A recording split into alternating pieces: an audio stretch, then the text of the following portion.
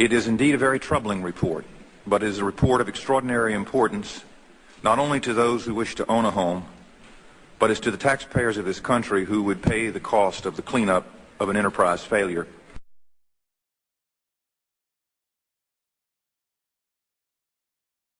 The analysis makes clear that more resources must be brought to bear to ensure the highest standards of conduct are not only required, but more importantly, they are actually met.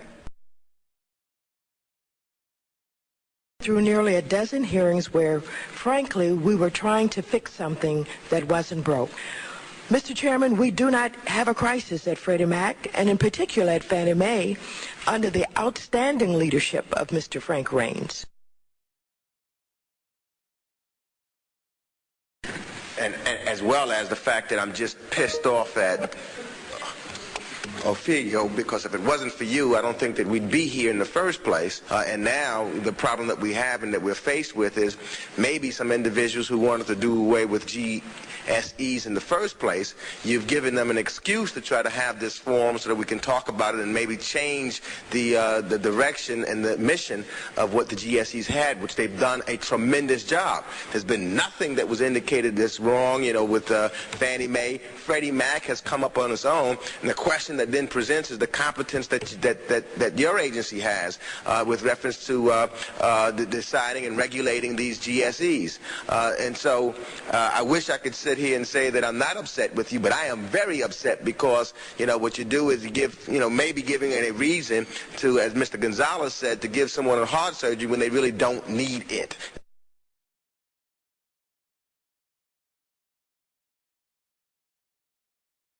In addition to our important oversight role in this committee, I hope that we will move swiftly to create a new regulatory structure for Fannie Mae, for Freddie Mac, and the Federal Home Loan Banks.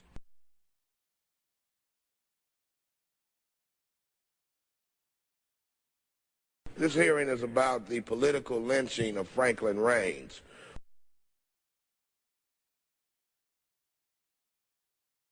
There is a very simple solution.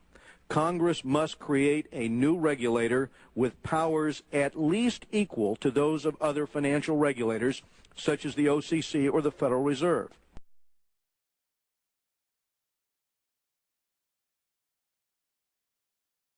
What would make you, why should I have confidence? Why should anyone have confidence in you as a regulator at this point? Sorry, Congressman. OFAO did not improperly apply accounting rules. Freddie Mac did. OFAO did not try to manage earnings improperly. Freddie Mac did. So this isn't about the agency engaging in improper conduct. It's about Freddie Mac.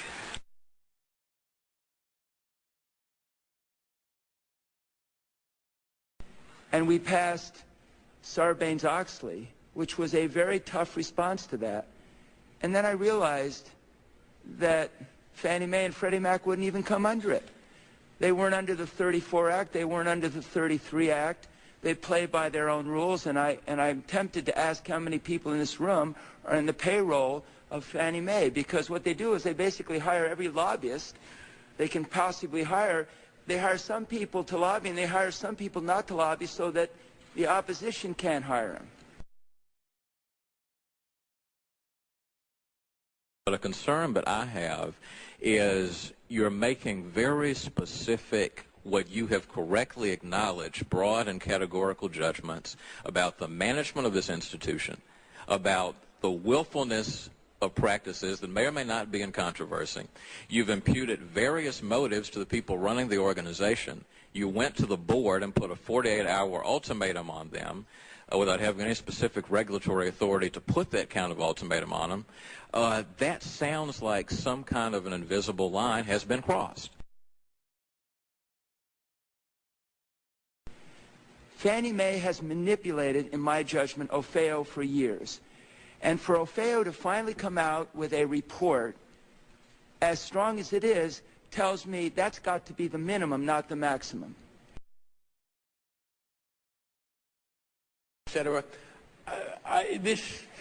You seem to be saying, well, these are in areas which could raise safety and soundness problems. I don't see anything in your report that raises safety and soundness problems.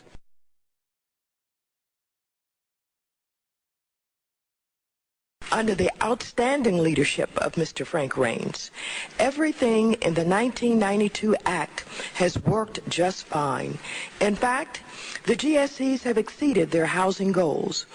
What we need to do today is to focus on the regulator, and this must be done in a manner so as not to impede their affordable housing mission, a mission that has seen innovation flourish from desktop underwriting to 100% loans.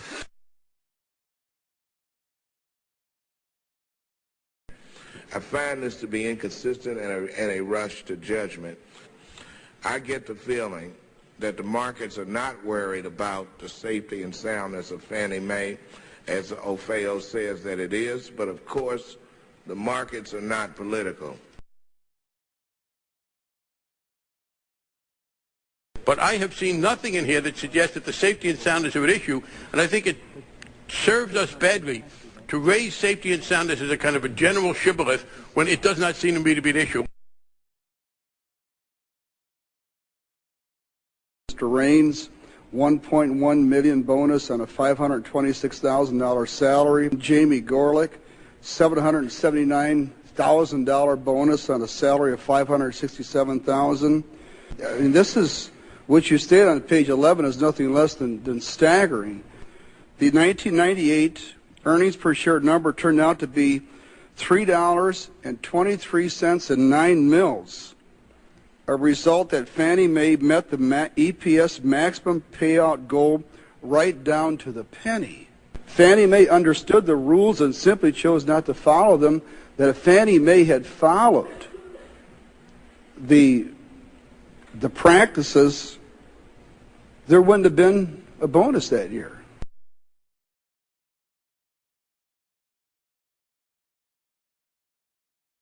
And you have about 3% of your portfolio set aside. If a bank gets below 4%, they are in deep trouble. So I just want you to explain to me why I shouldn't be satisfied with 3%. Because banks there aren't any banks who only have multifamily and single-family loans.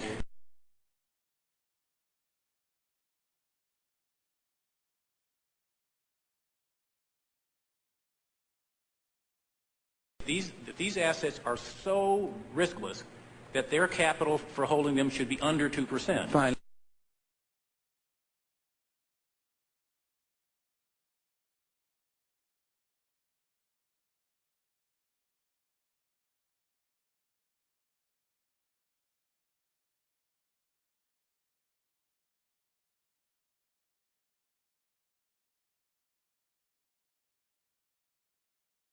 I think the responsibility that the Democrats have may rest more in resisting any efforts by Republicans in the Congress or by me when I was president to put some standards and tighten up a little on Fannie Mae and Freddie Mac.